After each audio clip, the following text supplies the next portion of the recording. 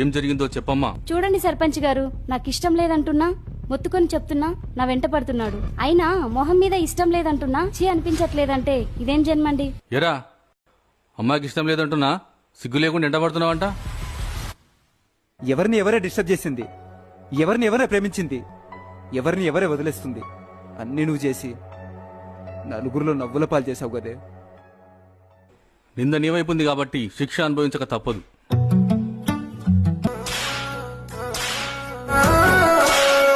మనసు ఇచ్చినావే మరిచిపోయినావే, ప్రేమనంత దారబోసి దూరమైనావే, కలలు మోసినానే కథలు చేసినావే, నిజమునంత నీరు గాచి నేరమైనావే.